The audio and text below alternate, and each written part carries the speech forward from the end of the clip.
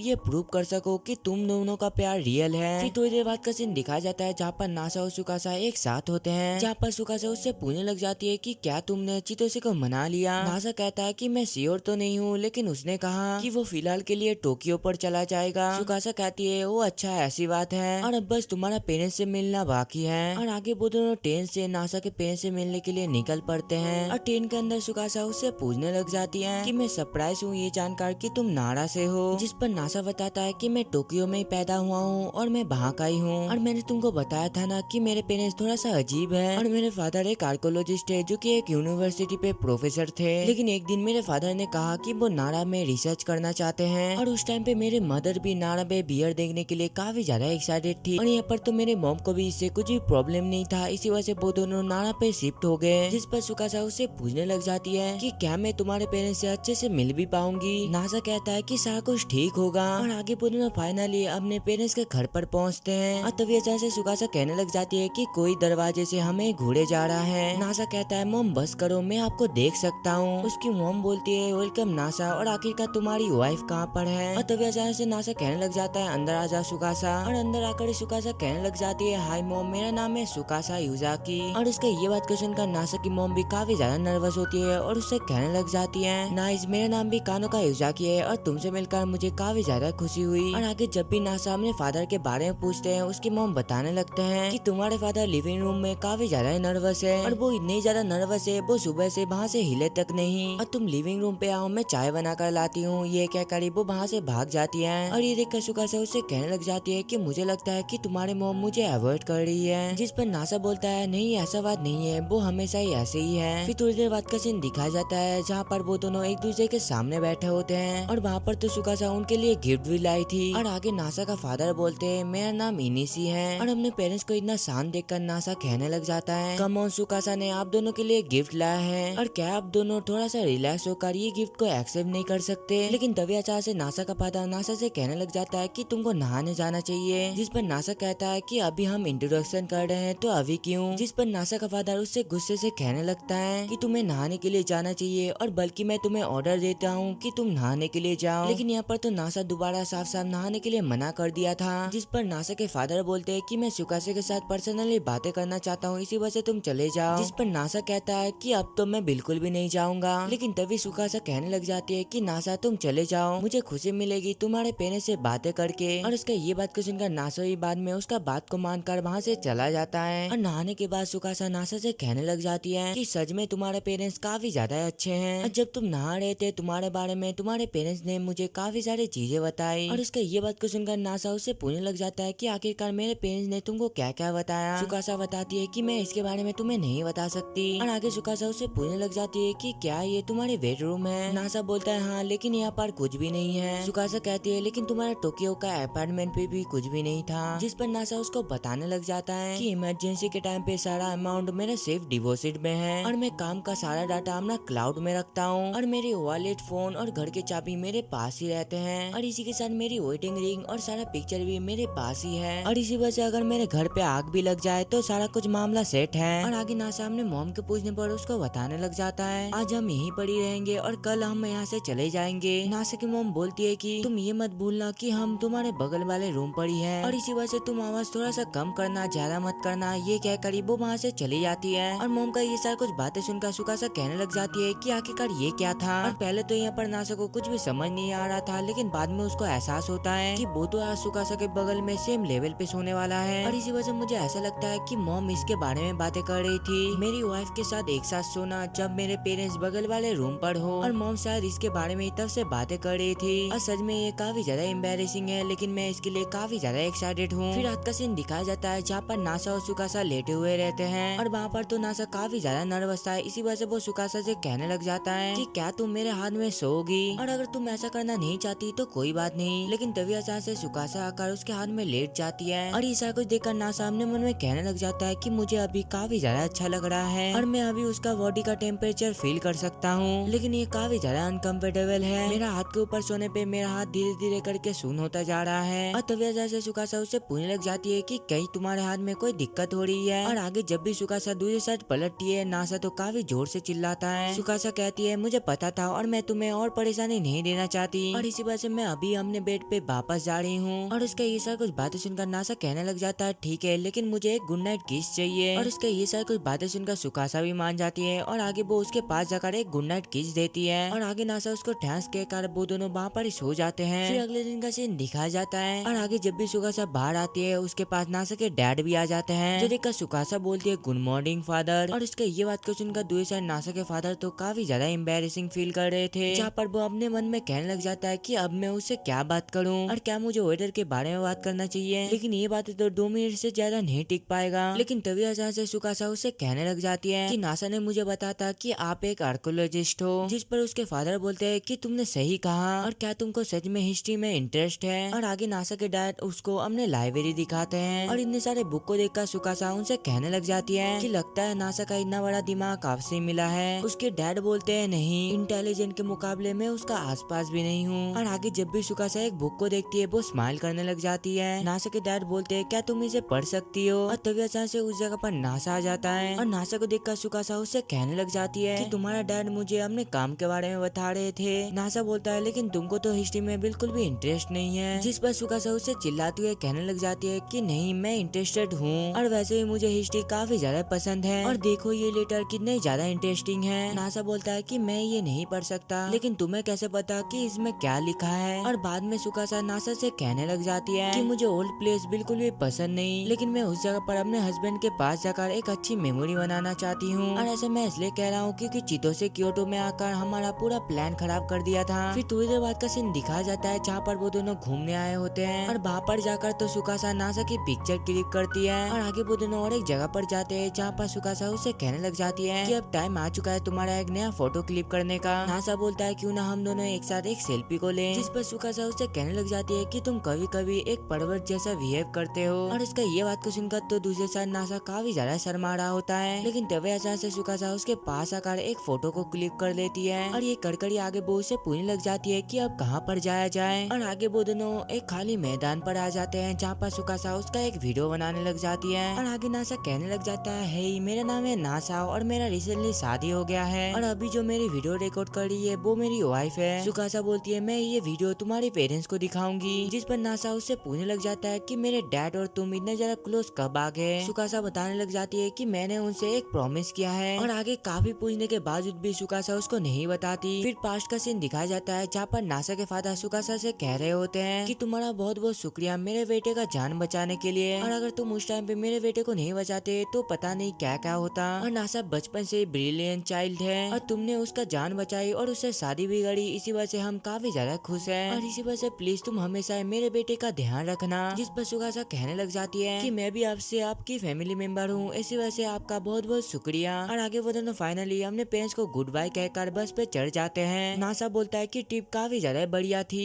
जिस पर सुकासा कहने लग जाती है कि तुमने बिल्कुल सही कहा, मगर हमारा छोटा सा घर ही एक ऐसी जगह है जहाँ पर मुझे तुम्हारे साथ रहने में काफी ज्यादा अच्छा लगता है। और इसका ये सब कुछ बातें सुनकर नासा भी कहने लग जाता है कि मैं भी सेम फील करता हूँ। और आगे नासा हम लोग को बताने लग जाता है कि ऐसे ही हमारे पहले ट्रिप खत्म हुई और आगे वो दोनों अपने अपार्टमेंट पे लौटे अपने नॉर्मल लाइफ में। लेकिन जब भी वो दोनों वहाँ पर पहुँचते हैं अपार्टमेंट का हालत तो कुछ ऐसा था और ये सब कुछ देखकर तो नासा और सुकासा दूसरे साथ काफी ज्यादा शॉक थे। और इसी के साथ ही ये वाला एनिमे का पार्ट 1 खत्म होता है। वीडियो कैसा लगा कमेंट में जरूर बताना और अगर आप लोगों को इसका पार्ट 2 चाहिए तो जल्दी से कमेंट कीजिए। दीजिए। मिलते हैं अगली वीडियो में, तब तक के लिए सायोनारा।